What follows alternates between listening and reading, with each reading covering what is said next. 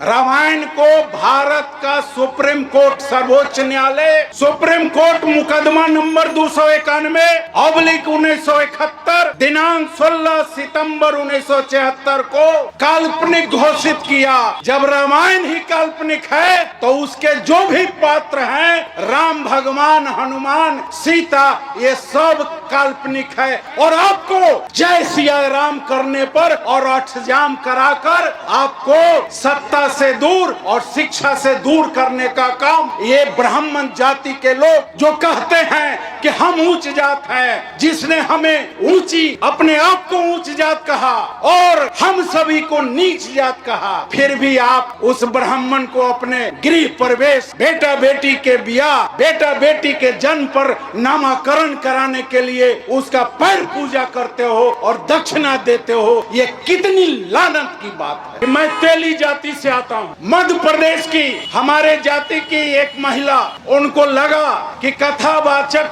करने से, कथा वाचन करने से लाखों लाख कमाई होती है। यामिनी साहू, यूट्यूब पर आप लोग देखा होगा कि यामिनी साहू जब कथा वाचन 222 में कहना शुरू किए तो यही ब्राह्मणों के चारों धाम के पीठाधीश ने उसके घर पर चढ़ कर गाली बकने का काम किया। फिर हम हिंदू हैं कहाँ? जय भीम का नाम सुनावे, देवी देवता निकट नहीं आवे। जय भीम, जय संविधान, जय भीम ज्ञान गुण सागर, संविधान लिख कर किया उजागर, बौद्ध दूत अतुलित बलधामा, समता न्याय करे ते ही कामा। जय भीम का नाम सुनावे, देवी देवता निकट नहीं आवे। मेरे दोस्तों, बाबा साहेब अम्बेडकर ने संविधान में लिख दिया था कि 26 जनवरी 1950 के पहले जो भी देवी देवता, ओझा गुण जो पाखंड फैलाते हैं, भ्रम जाल फैलाकर जनता को भ्रमित करते हैं, यह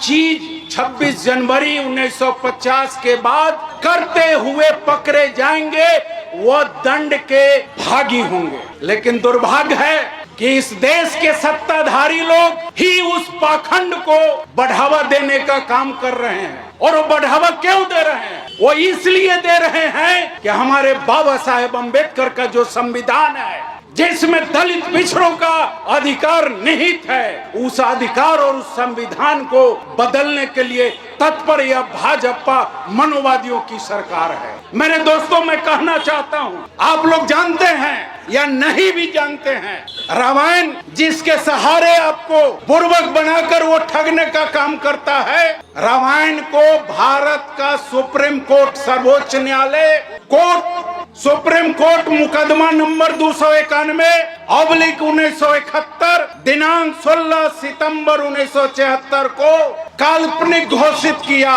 जब रामायण ही काल्पनिक है तो उसके जो भी पात्र हैं, राम भगवान, हनुमान, सीता, ये सब काल्पनिक है। और आपको जय सिया राम करने पर और अठजाम कराकर आपको सत्ता से दूर और शिक्षा से दूर करने का काम ये ब्राह्मण जाति के लोग जो कहते हैं कि हम उच्च जात हैं, जिसने हमें ऊंची, अपने आप को उच्च जात कहा और हम सभी को नीच जात कहा, फिर भी आप उस ब्राह्मण को अपने गृह प्रवेश, बेटा बेटी के ब्याह, बेटा बेटी के जन्म पर नामकरण कराने के लिए उसका पैर पूजा करते हो और दक्षिणा देते हो। ये कितनी लानत की बात है। हम लोग बहुत दिनों से आप सबों के बीच जगाने का काम कर रहे हैं। हमारी माताएं अंबेडकर चालीसा नहीं कराएगी, शिव चालीसा कहवाएगी। और मैं पूछना चाहता हूं यहाँ जो लोग बैठे हुए हैं कि आपने जो भी जाग अष्टयाम या पूजा किया, रुद्राभिषेक किया, क्या उससे कुछ प्राप्ति मिली? अगर मिली तो मैं चुनौती देता हूं, वो प्राप्ति आपका नहीं। अगर आपका बच्चा बीडीओ, सीओ, इंजीनियर, डॉक्टर हुआ है तो वो बच्चे का मेहनत है, पढ़ाई के प्रति, आपके पूजा पाठ के प्रति नहीं। मुझे आश्चर्य होता है कि जब मेरे बच्चे पढ़कर IAS, IPS, डॉक्टर, इंजीनियर और बीडीओ बनते हैं तो हमारे उन बच्चे के माता पिता अष्टयाम और पूजा पाठ और हरिहर नाथ जाकर मंदिर का पूजा करते हैं, लेकिन अपने माता पिता का पूजा नहीं करते हैं। जिसके संस्कार से वह बच्चा मेहनत करके वीडियो सीओ, इंजीनियर और डॉक्टर बनने का काम किया। मैं रहमान आजाद साहब को धन्यवाद देता हूं कि आपने हमारे पूर्वज अंबेडकर साहब की मूर्ति को स्थापित करके हमारे जो युवा साथी भटके हुए हैं उनको आंख खोलने का आप काम किए। आपका मैं इसलिए आभार व्यक्त करता हूं, धन्यवाद देता हूं। आप कहते हो कि ये कथावाचक अयोध्या का अंधा, जो अनहरा कथावाचक भद्राचार है, उसने क्या कहा आप लोग भी सुने होंगे कथावाचक में, मरे मुलायम काशी राम, जोर से बोलो जय सिया राम। किसके विषय में बोला? अभी भी आंख नहीं खुलता है कि आप उसके कथावाचक में जाते हो कथा सुनने, और आपको आपके पूर्वजों को वो गाली देता है मन से और आप ताली बजाने का काम करते हो। ये अयोध्या का अनहरा जो भद्राचार है वो कहा मरे मुलायम काशी राम, जोर से बोलो जय सिया राम। ये गाली किसको दिया? काशीराम साहब को दिया, मुलायम सिंह यादव को दिया। टोटल बहुजन ओबीसी, एससी, एसटी को गाली देने का काम ये भगवान के सेवक लोग जो ब्राह्मण जाति में जन्म लिया है वो लोग देने का काम कर रहा है।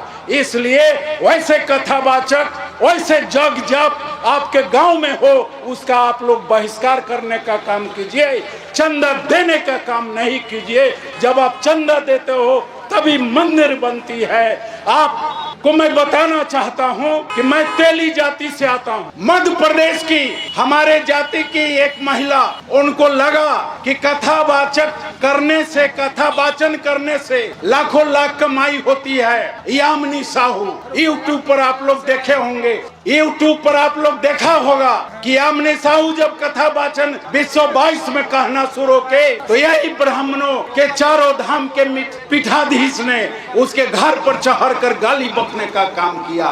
फिर हम हिंदू हैं कहाँ? इसलिए मैं आप लोगों को बताना चाहता हूँ कि जब तक हमारे अरुण गुप्ता साहब ने कहा कि जब तक आप ब्राह्मणी संस्कृति को त्याग नहीं करेंगे तब तक आपका व्यवस्था का परिवर्तन नहीं होगा। जय भीम, जय अम्बेडकर साहब।